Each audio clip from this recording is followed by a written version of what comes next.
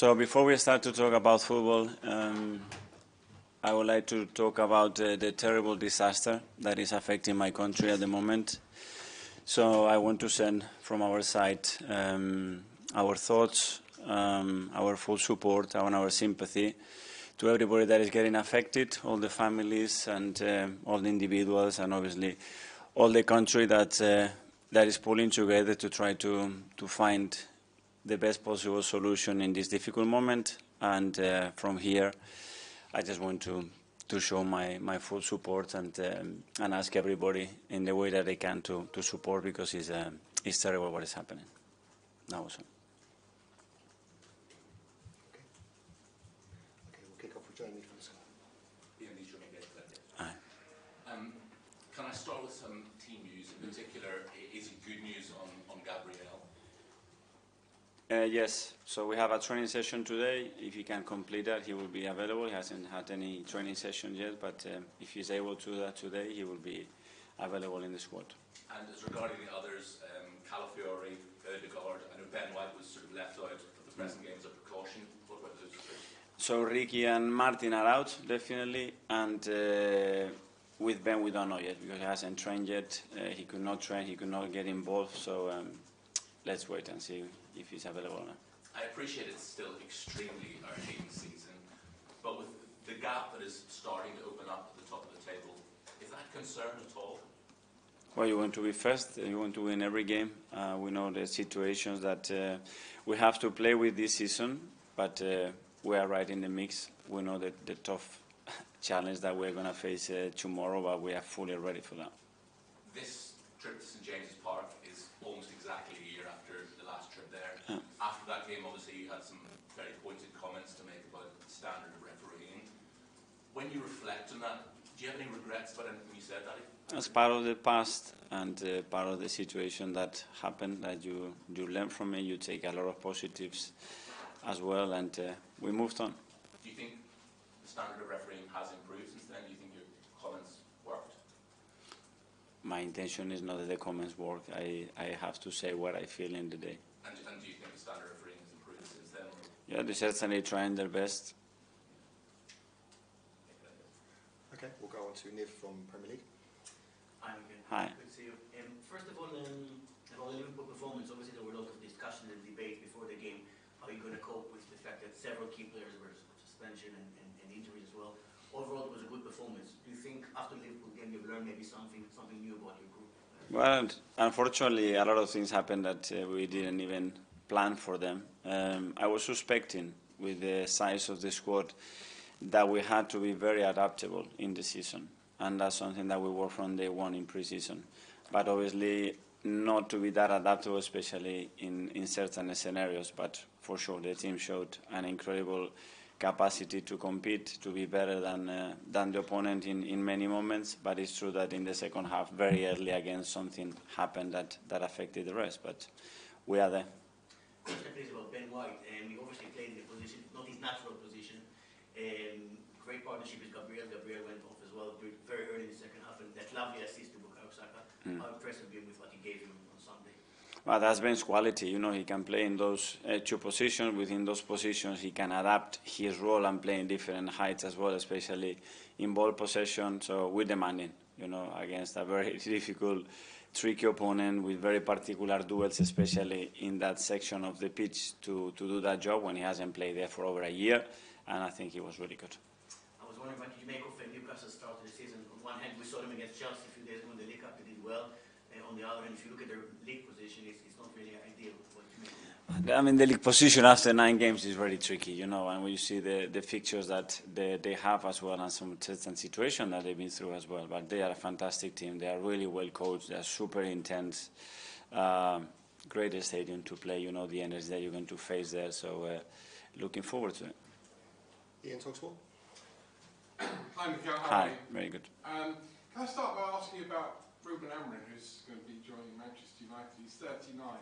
You know what it's like to come into a Premier League, be a Premier League manager of a massive club when you're under 40. You were 37 when you started here. Yeah, but I cannot talk about these kind of situations. No, I just wondered what it was like to be a young manager coming into the Premier League. Fantastic. Great, yeah. Fair enough, okay. Thought I'd ask. You obviously got in Newcastle this weekend. One of the big talking points after the midweek game was Ethan Wanieri, who you described as having a real super talent on your hands. Can you tell us how good you think he will be and the job he's done in the last 2 years? Because when he made his debut at 15, there was probably a lot of pressure on him to go on and succeed. Well, I can talk how good he is right now, and at 17 years old to be in the position that he is in one of the biggest clubs in Europe, I think sums up really well the level that he has. What is going to happen in the future mainly is going to depend on him and how much he wants it. At the moment he wants it a lot and is surrounded by the right people, and the crystal ball to see what is going to be in a year, 2 years, 3 years. No, my prediction is going to be very positive. In terms of very positive, right up there with some of the best players that you've seen come through at this age group and moving forward? Well, it's rare to see a talent like this at 17 years old. That's true. But when we made him his debut in the Premier League, there was a lot of talk about it. But we didn't do it because it was a gift. We did it because we knew the pathway that we wanted to build with him, and we wanted to send him a really strong sign about how much we trust him and how much we wanted him to stay with us. And yeah, we are delighted to have him. One last one, injuries. You've had some injuries, maybe other clubs have had more, other clubs have had less.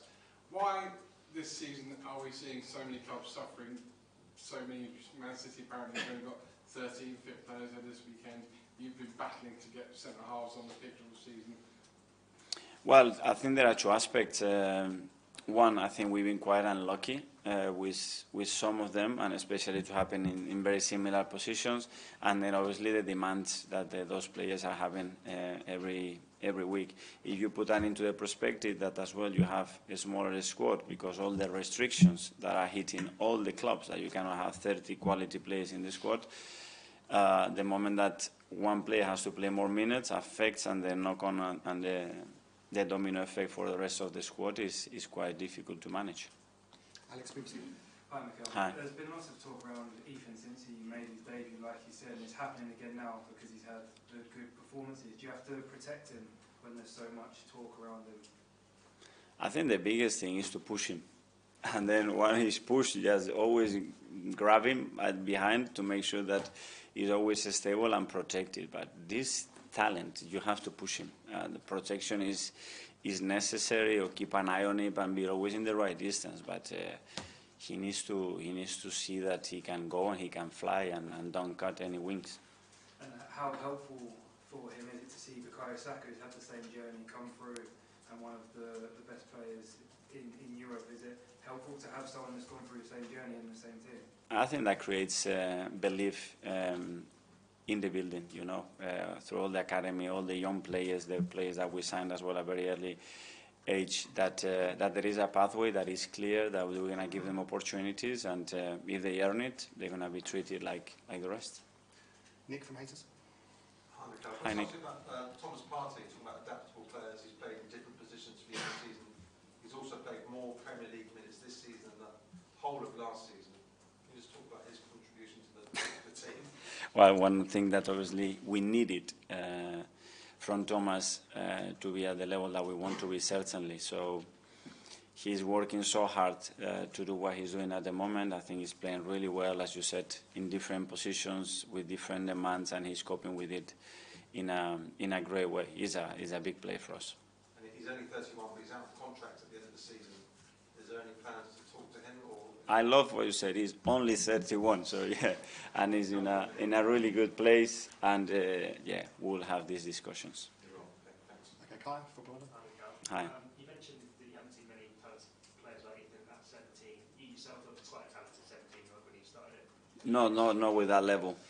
No, I was really lucky as well because somebody trusted me at that age and gave me the opportunity, which is what they need as well. So the talent to emerge, somebody has to give you the chance, the belief, and then you have to be surrounded by the right team, the right players, and if you do that, you have a chance. Just wondered, from that time, is there anything from your personal experience where you think, oh, I shouldn't do that with Ethan based on my experience, or this is good for a player at 17, or is there anything from your experience that you think will be useful to him? Yeah, probably individually a lot of things that I should have done that probably learned. So if I can give him, we can give him advice. Great. What I like about him is that he really believes that he has the ability to do it. He really believes that he's more than capable to take anybody's place, and his teammates. He's earned the right of the trust of them, which I think is vital for a teenager coming through. And he was cramping at the end at Preston. Is that physical side maybe the reason why we haven't seen him so much in the Premier League? Because it is a big step up from those Carabao Cup. It's a huge jump, and in the past as well. We need to understand where it's coming from. He had any issues in the last 3-5 years in his growth, in his development, and the physical part, as the mental part, not much the tactical, are really important to take care of. Because the load goes through the roof straight away without you knowing, and then you look back and say, oh, look what he's done in 4 months compared to the last 18 months. So, yeah, we need to keep an eye on that. Jordan, Athletic. Mikel, I know life as a Premier League manager, it can be high intensity, a lot of pressure. It was interesting the last few weeks to see you speak about meditation becoming part of your everyday life. I just wondered when we were asking you about refereeing decisions, etc., and the pressure of dealing with that. Yeah. Does that actually help you? On the touchline, I haven't got to that point to go on meditating mode. Yeah, maybe it's something that I have to happen. I just want the best for the team. And I want to give the team the best chance to be as competitive as possible to win the majority of the football match. So I know that, obviously, when they change the rules and certain behaviors towards the touchline, we need to adapt to that and we need to evolve. And that's what I try to do. You talk about adapting. I think this season you're one of 5 managers not to have a yellow card yet.